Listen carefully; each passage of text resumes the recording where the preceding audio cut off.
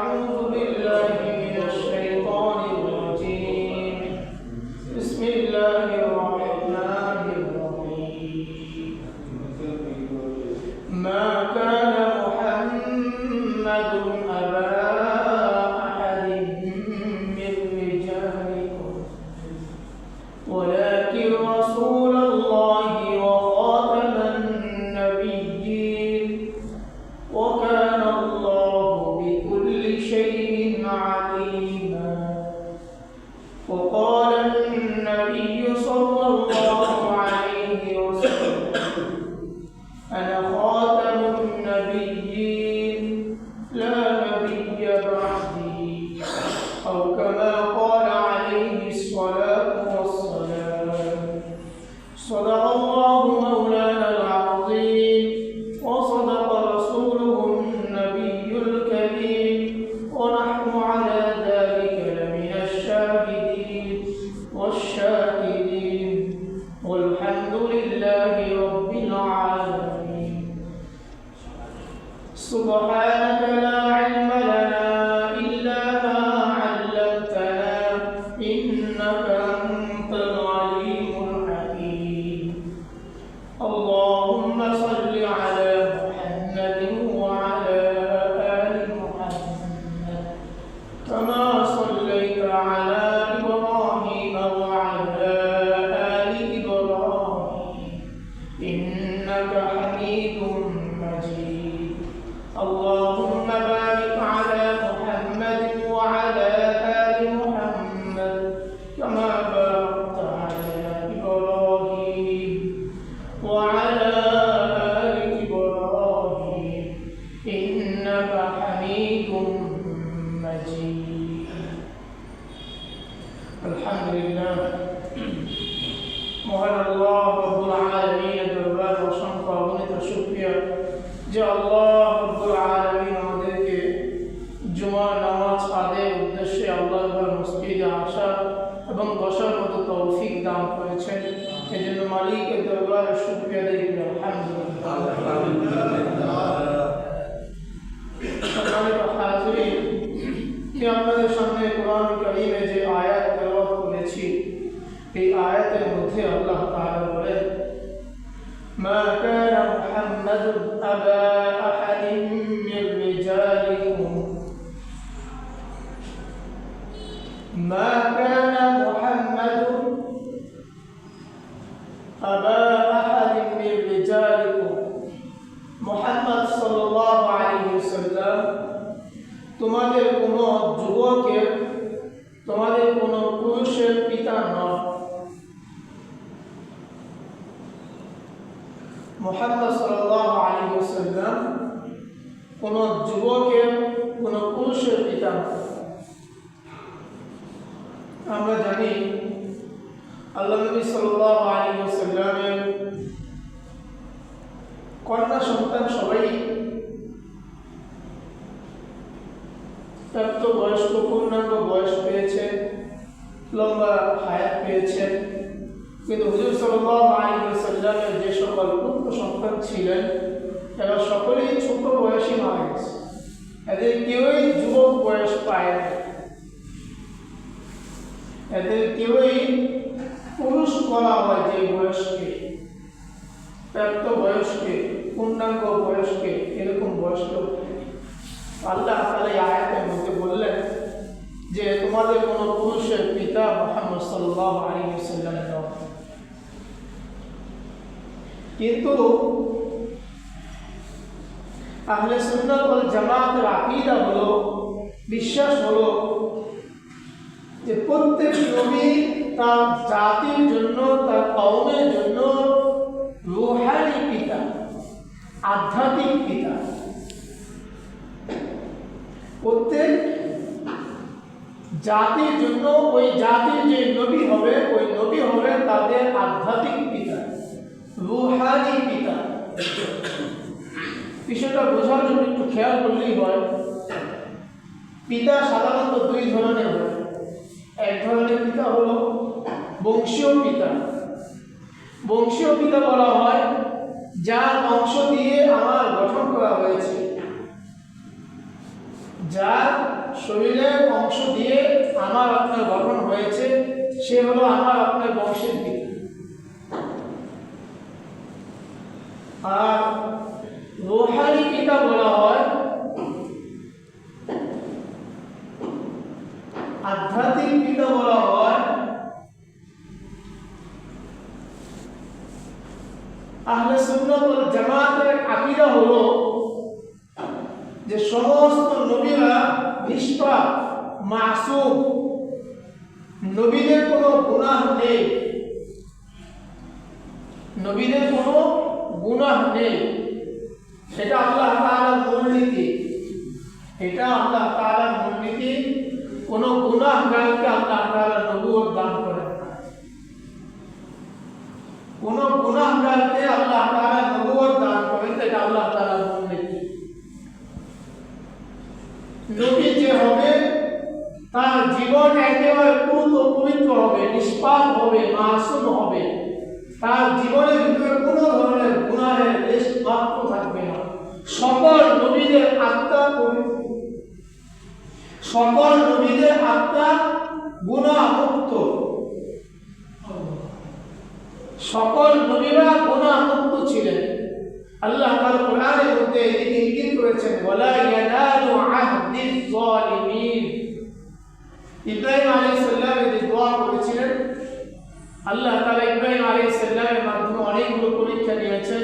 এরপর আল্লাহ তাআলা বলেছেন, ক্বালা ইন্নী জাইলুকা লিন-নাসি ইমামা, আমি তোমাকে জাতির জন্য ইমাম বানাইব, নেতা নির্বাচন করব, নবুয়ত দান করব। তো আল্লাহ তাআলা এই ঘোষণার প্রেক্ষিতে, সুসংবাদের প্রেক্ষিতে ইব্রাহিম আলাইহিস সালাম বলেছিলেন,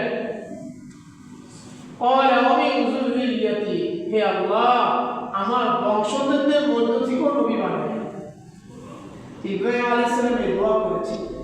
তো এই দোয়ার প্রেক্ষিতে জবাবে আল্লাহ তাআলা বলেছিলেন, লা ইয়ানালু আহদিজ যালিমিন, কোন জালেমকে, কোন গুনাহগারকে, কোন নাফরমানকে আল্লাহ তাআলা এই মাকাম দান করবেন না। কোন গুনাহগারকে, কোন নাফরমানকে আল্লাহ তাআলা নবুয়তের মাকাম দান করবেন না। এজন্য নবীরা বেগুনাহ, মাসুম, নবীদের কোনো গুনাহ নেই, নবীদের জীবন, নবীদের আত্মা একেবারে গুনাহমুক্ত। জি, এটাই আমাদের আকীদা, এই আকীদা নিয়ে আমাদের বাস্তব।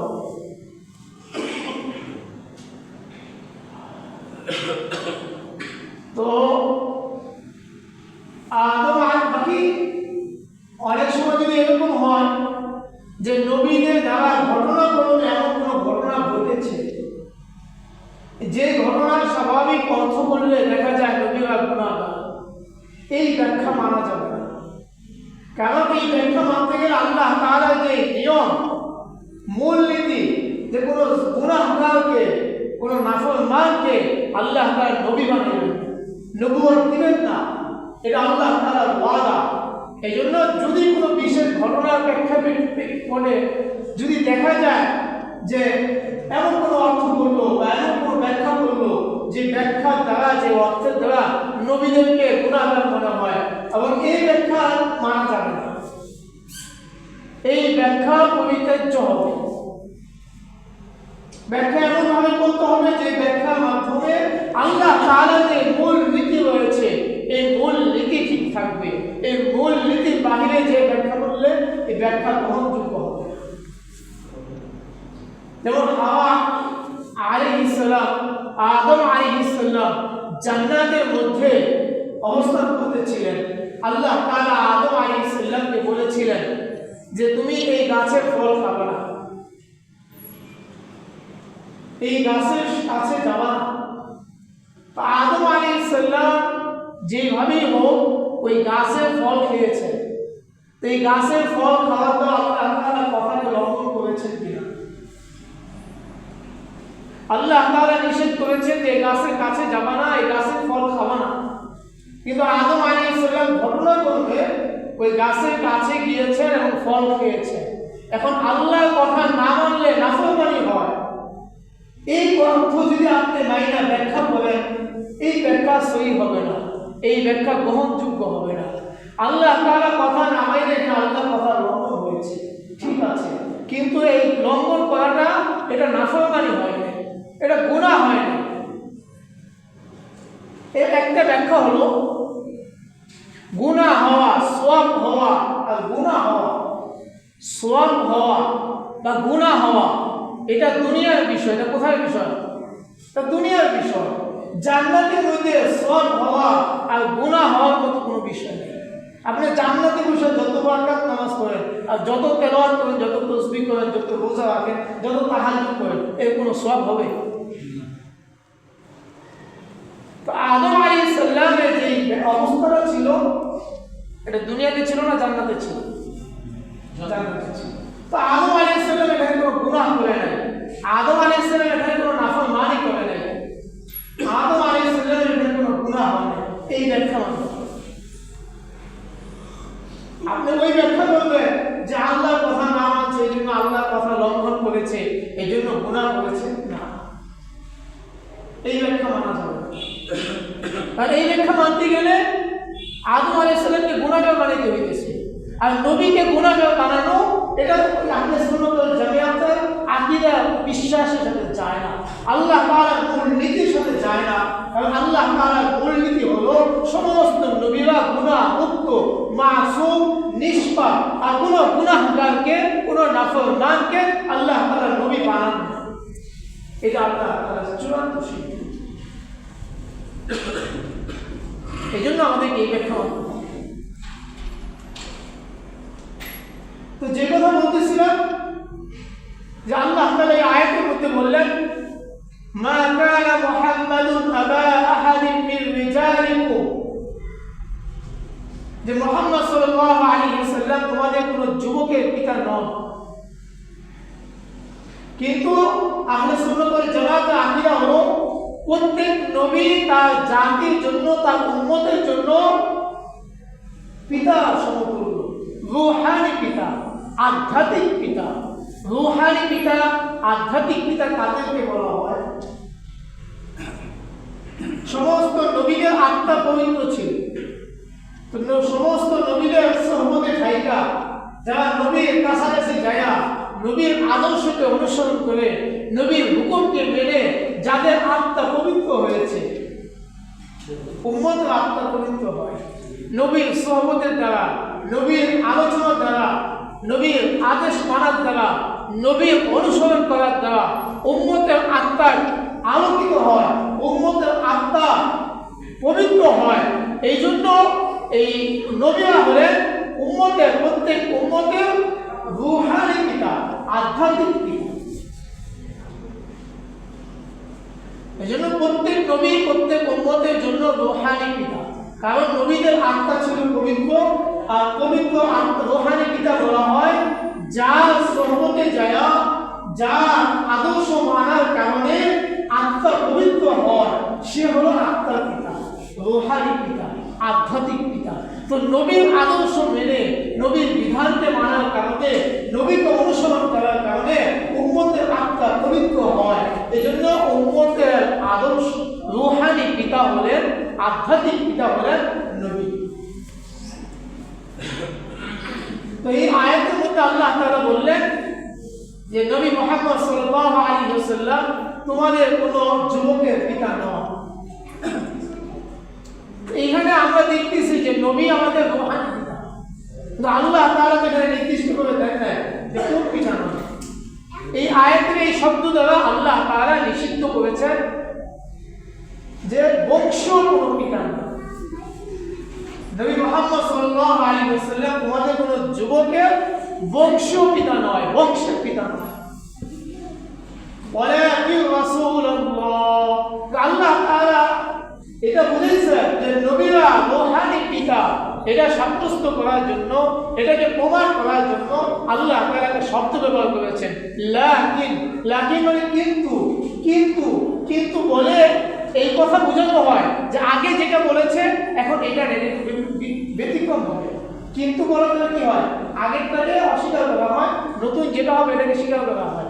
আল্লাহ তাআলা বললেন ওয়ালাকিন রাসূলুল্লাহ, কিন্তু, কিন্তু নবী মুহাম্মদ রাসূলুল্লাহ সাল্লাল্লাহু আলাইহি ওয়াসাল্লাম আল্লাহ তাআলার রাসূল। তো নবী যেহেতু আল্লাহ তাআলার রাসূল,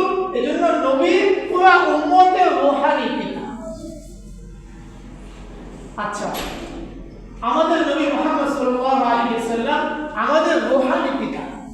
এরকম ভাবে প্রত্যেক নবী তার উম্মতের রূহানি পিতা। তো এখানে আমাদের নবীর কোনো শ্রেষ্ঠত্ব বোঝা যাচ্ছে না। সমস্ত নবীর মাকাম আমাদের নবীর মাকাম একই বোঝা যাচ্ছে, কারণ সমস্ত নবী ভাই তাদের উম্মতের রূহানি পিতা। আমাদের নবীও আমাদের উম্মতের এই উম্মতের রূহানি পিতা। তো নবীর শ্রেষ্ঠত্বকে বোঝানোর জন্য, নবীর মর্যাদাকে বোঝানোর জন্য আল্লাহ তাআলা বললেন ওয়া খাতামান নাবিয়্যিন। আল্লাহ নবী মুহাম্মদ সাল্লাল্লাহু আলাইহি ওয়াসাল্লাম হলেন খাতামুন নাবিয়্যিন, সমস্ত নবীদের সর্বশ্রেষ্ঠ নবী, সর্বশেষ নবী। নবীর দ্বারা আল্লাহ তাআলা নবুয়তের ধারাকে সমাপ্তি ঘটিয়েছে। মুহাম্মদ সাল্লাল্লাহু আলাইহি ওয়াসাল্লামের মাধ্যমে আল্লাহ তাআলা নবুয়তের যে ধারাবাহিকতা ছিল, সিলসিলা ছিল, এই তারতিবের সিলসিলাকে বন্ধ করে দিয়েছেন, পরিপূর্ণ করে দিয়েছেন নবী মুহাম্মদ সাল্লাল্লাহু আলাইহি ওয়াসাল্লাম। সম্মানিত হাজিরিন, তো এই আয়াত থেকে আমরা এই কথা স্পষ্টভাবে জানতে পারলাম যে আমাদের নবী হলেন খাতামুন নাবিয়্যিন, সর্বশ্রেষ্ঠ নবী, সর্বশেষ নবী, সর্বশেষ নবী। এই খাতামুন নাবিয়্যিন, খতমে নবুওয়াত যে বিষয়, এটা আকীদার বিষয়, এটা মৌলিক বিষয়। ইসলামের মৌলিক আকীদা যদি স্বাভাবিকভাবে ধরা হয়, তাওহীদ, রিসালাত, আখিরাত। তাওহীদ একত্ববাদ, একত্ববাদে বিশ্বাসী হওয়া। দ্বিতীয় হলো রিসালাত, নবুয়তে বিশ্বাসী হওয়া, যে সমস্ত নবীরা বেগুনাহ মাসুম ছিলেন, সমস্ত নবীরা উম্মতের জন্য হেদায়েতের পানি নিয়ে আসতেন। সমস্ত নবীদের উপর বিশ্বাস আনা, ঈমান আনা, এটা হলো রিসালাতের আকীদা। এই রিসালাতের আকীদার একটা অন্যতম আকীদা হলো খতমে নবুয়তের আকীদা, যেটা ইসলামের জরুরি বিষয়গুলোর মধ্যে একটা অন্যতম বিষয়, আবশ্যিক একান্ত প্রয়োজনীয় বিষয়গুলোর মধ্যে একটা বিষয় হলো খতমে নবুয়ত পালন করা, যে আমাদের নবী মুহাম্মদ সাল্লাল্লাহু আলাইহি ওয়াসাল্লামের পরে আর কোনো নবী আসবে না। এই কথা আল্লাহ তাআলা কোরআনের আয়াত দ্বারা বুঝিয়েছেন, হাদিসের দ্বারা আল্লাহ তাআলা বুঝিয়েছেন, মুহাম্মদ সাল্লাল্লাহু আলাইহি ওয়াসাল্লাম বুঝিয়েছেন। যুক্তি দ্বারা বিবেচনা করলেও এই কথা বুঝে আসে যে নবী করে এখন আর কোনো নবীর প্রয়োজন নাই। সাধারণত নবী আসা হইতো, নবী প্রেরণ করা হইতো তিনটা কারণে। কয়টা কারণ বললাম আমি? তিনটা কারণ। একটা কারণ হলো আগের নবীর শিক্ষা আদর্শ বিলুপ্ত হয়ে গেলে, রহিত হয়ে গেলে, নষ্ট হয়ে গেলে, তখন আল্লাহ তাআলা নবী পাঠাইতেন। এটা হলো একটা বিষয়, স্বাভাবিক যুক্তিগত বিষয়গুলো। নবীর দরকারটা কি, নবী আসার প্রয়োজনটা কি? নবী আসার প্রয়োজন মৌলিকভাবে, একের পর এক নবী আসার প্রয়োজন মৌলিকভাবে তিনটা কারণ। একটা কারণ হলো আগের নবীর যে শিক্ষা ছিল, এই শিক্ষা যদি বিলুপ্ত হয়ে যায়, এই শিক্ষা যদি নষ্ট হয়ে যায়, তাহলে নতুন নবী আসার প্রয়োজন। দ্বিতীয় কারণ হলো আগের নবী যদি নির্দিষ্ট সময়ের জন্য আসতো, বা আগের নবী যদি নির্দিষ্ট অঞ্চলের জন্য, নির্দিষ্ট এলাকার জন্য, নির্দিষ্ট বংশের জন্য আসতো, তখন আবার নতুন নবী আসার প্রয়োজন থাকতো অন্য এলাকার জন্য, অন্য গোত্রের জন্য, অন্য সময়ের জন্য। আরেকটা বিষয় হলো পূর্ববর্তী নবী যে আসছেন, ওই নবীর যে প্রচারিত শিক্ষা ছিল, ওই শিক্ষাটা যদি অসম্পূর্ণ হইত, অপূর্ণাঙ্গ হইত, অথবা ওই নবীর শিক্ষার সাথে আরো কিছু সংশোধন করা দরকার, আরো কিছু যোগ করা দরকার, অথবা আরো কিছু বাদ দেওয়া দরকার, এরকম যদি কোনো বিষয় হইত, তখন আবার নতুন নবীর প্রয়োজন হইত। কয়টা কারণ বললাম নতুন নবী আসার জন্য? তিনটা কারণ। একটা কারণ হলো আগের নবীর শিক্ষা আদর্শ বিলুপ্ত হয়ে গেছে, নষ্ট হয়ে গেছে, অথবা আগের নবীর নবুয়তের সীমা ছিল নির্দিষ্ট সময়ের জন্য, নির্দিষ্ট এলাকার জন্য, নির্দিষ্ট বংশের জন্য, তখন আমার নতুন নবী প্রয়োজন ছিল। আরেকটা বিষয় হলো নবীর যে শিক্ষা ছিল, যে বিধানগুলি ছিল, আগের শরীয়তের যে বিধানগুলো ছিল, এগুলো যদি এরকম হয় যে পূর্ণাঙ্গ না, সকলের জন্য না, নির্দিষ্ট কোনো মানুষের জন্য, তাহলে আবার নতুন নবী আসা করবে। কিন্তু এই তিনটা একটা কারণও আমাদের বর্তমান জমানার নাই। এই তিন কারণের একটা কারণও আমাদের জমানায় নেই। কারণ মুহাম্মদুর রাসূলুল্লাহ সাল্লাল্লাহু আলাইহি ওয়াসাল্লামের যে আদর্শ ছিল, যে শিক্ষা ছিল, এই আদর্শ এবং শিক্ষা এখনো বাকি আছে, ইনশাআল্লাহ কিয়ামত পর্যন্ত বাকি থাকবে। কারণ এই কোরআন আল্লাহ তাআলা নিজে হেফাজতের দায়িত্ব নিয়েছে।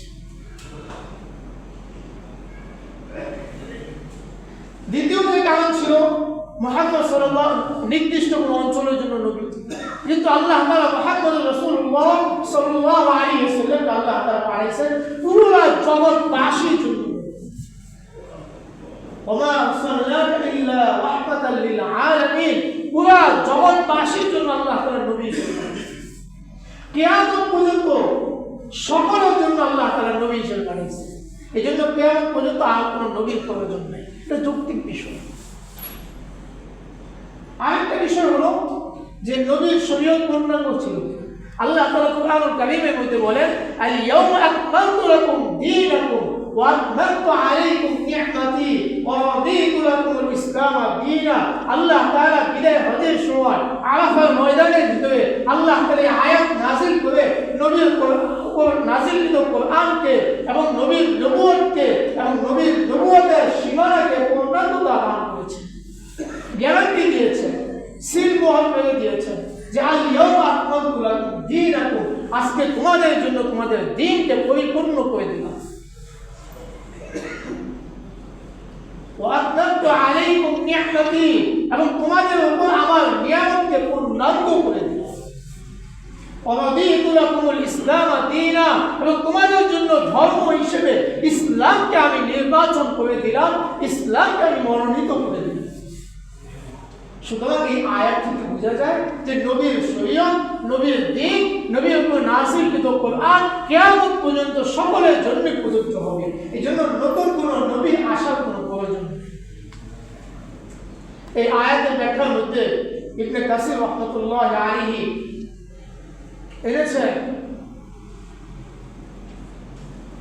যে আল্লাহ তাআলা তার এই কিতাবের মধ্যে নবী যে সর্বশেষ নবী কথা উল্লেখ করে দিয়েছেন, মুহাম্মদ সাল্লাল্লাহু আলাইহি ওয়াসাল্লাম হাদিসে মুতাওয়াতির ধারাবাহিক অবিশ্বাস করার মতো, সন্দেহ করবে এরকম কোনো অবস্থা নেই। একেবারে স্পষ্ট হাদিসগুলোর মধ্যে এমন এমন বর্ণনা আল্লাহ নবী সাল্লাল্লাহু আলাইহি ওয়াসাল্লাম করেছেন যার দ্বারা এই কথা প্রমাণ হয় যে এই নবীর পরে আর কোনো নবী নাই। নবীর পরে যে এই মিথ্যা দাবি করবে, এই মাকামের দাবি করবে, সে সরাসরি ভণ্ড, মিথ্যাবাদী, প্রতারক, দাজ্জাল, পথভ্রষ্ট। সম্মানিত হাজিরিন, এবং পুরো উম্মতের ইজমা হয়েছে যে নবী মুহাম্মদ সাল্লাল্লাহু আলাইহি ওয়াসাল্লামের পরে আর কোনো নবী আসবে না, আর নবী কোনো আসার কোনো প্রয়োজন নেই। হাদিসের মধ্যে আল্লাহ নবী সাল্লাল্লাহু আলাইহি ওয়াসাল্লাম বলেন যে নবী মুহাম্মদ সাল্লাল্লাহু আলাইহি ওয়াসাল্লাম যে সর্বশেষ নবী, এই বিষয়ে আল্লাহ নবী সাল্লাল্লাহু আলাইহি ওয়াসাল্লাম বলেন, মাসালি ওয়া মাসলুল আমবিয়া কামাসালি রাজুলিন বানা দাওয়ান ফাতান্নাহা ওয়া আকমালাহা ইল্লা মাউজিআ লাবিনা। যে আমার এবং পূর্ববর্তী সমস্ত নবীদের উদাহরণ হলো ওই ব্যক্তির মতো, যে ব্যক্তি একটা ঘর নির্মাণ করলো আর এই ঘরটাকে পূর্ণাঙ্গ করলো, পরিপূর্ণ করলো, সব কিছু ঠিকঠাক মতো লাগাইলো, কিন্তু এক জায়গার মধ্যে একটা ইটকে বাকি রাখলো। এরপরে এই ঘরের মধ্যে সবাই যাইতেছে, ঘরটাকে দেখতেছে আর সবাই প্রশংসা করতেছে, কত সুন্দর ঘর বানাইছে, কত সুন্দর হয়েছে, সব দিকটা একেবারে পূর্ণাঙ্গ। কিন্তু আবার সবাই বলাবলি করতে লাগতেছিল যে এত সুন্দর সব কিছু ঠিক আছে, কিন্তু এই যে একটা ইট বাকি আছে, এই ইটটা যদি দিয়ে দেওয়া হইতো তাহলে কতই না ভালো। আল্লাহ নবী সাল্লাল্লাহু আলাইহি ওয়াসাল্লাম উদাহরণ দিয়ে বলতেছে, আল্লাহ নবী সাল্লাল্লাহু আলাইহি ওয়াসাল্লাম বলেন, ফাআনা মাউজিউল লাবিনা, তো তোমরা জানে রাখো আমি হলাম সেই ওই ইটের জায়গা। জিতু ফাখাতামতুল আম্বিয়া, আল্লাহ তাআলা আমাকে পাঠাইছেন এবং নবুয়তের দরজাকে পরিসমাপ্তি ঘটাইছে। ওই যে একটা ইট বাকি ছিল, ওই ইটের জায়গাটা আল্লাহ তাআলা আমার মাধ্যমে পরিপূর্ণ করেছে। এখন আর ঘরের মধ্যে কোনো ইটের প্রয়োজন নাই, ঘর এমনি সুন্দর হয়ে গেছে, এমনি পূর্ণাঙ্গ হয়ে গেছে। এই জন্য নতুন নবী আসার আর কোনো প্রয়োজনীয়তা নেই। দ্বিতীয় হাদিসের মধ্যে আল্লাহ নবী সাল্লাল্লাহু আলাইহি ওয়াসাল্লাম বলেন, আল্লাহ নবী সাল্লাল্লাহু আলাইহি ওয়াসাল্লাম বলেন যে আনা মুহাম্মদ ওয়া আনা আহমদ ওয়া আনা আল-মাহি আল্লাযী ইউহা বিহিল কুফর ওয়া আনা আল-হাশির আল্লাযী ইউহশারু an-নাসু আলা আকিবি ওয়া আনা আল-আকিবু ওয়াল আকিবু আল্লাযী লাইসা বা'দাহু নাবিয়্যুন। যে আমি মুহাম্মদ, আমি আহমদ এবং আমি মাহি, এমন বিলুপ্তকারী যার মাধ্যমে কুফর এবং শিরককে বিলুপ্ত ঘটানো হয়। আমি এমন একত্বকারী যে আমার পিছনে সবাইকে সমবেত করা হবে। আমি সর্বশেষ আগমনকারী, আমি সর্বশেষ আগমনকারী। আমার পরে আর কোন নবী আসবে না, আমার পরে আর কোন নবী আসবে না। কিয়ামত পর্যন্ত আর কোন নবী আসার কোন সুযোগ নেই, কোনোভাবে কোনো ব্যাখ্যা দ্বারা মানার সুযোগ নেই যে অমুক এই নবী, কোনোভাবে সুযোগ নেই। আল্লাহ নবী সাল্লাল্লাহু আলাইহি ওয়াসাল্লাম ভবিষ্যৎবাণী করে গেছেন যে কিয়ামত পর্যন্ত অনেক দাজ্জাল আসবে এবং অনেক কাযযাব আসবে, যারা মিথ্যা দাবি করবে, নবুয়তের মিথ্যা দাবি করবে।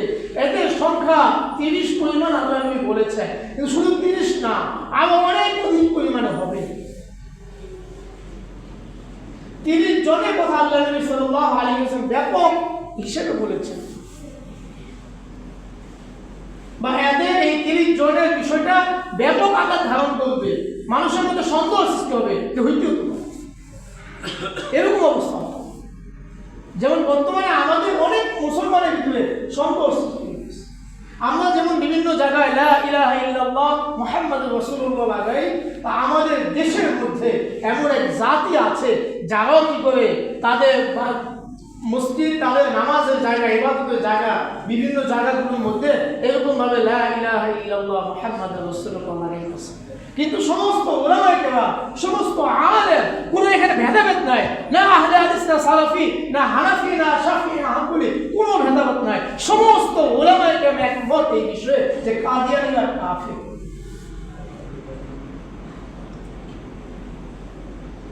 সম্মানিত হাজিরিন, তো যে কথা আজকে আলোচনায় বুঝাইতে চাইতেছিলাম সেটা হলো আকীদায়ে খতমে নবুয়ত, যে আমাদের নবীর পরে আর কোনো নবী আসবে না কিয়ামত পর্যন্ত। আমাদের নবীর দরজায় একেবারে নবুয়তের সমাপ্তি ঘটাইছেন আল্লাহ তাআলা।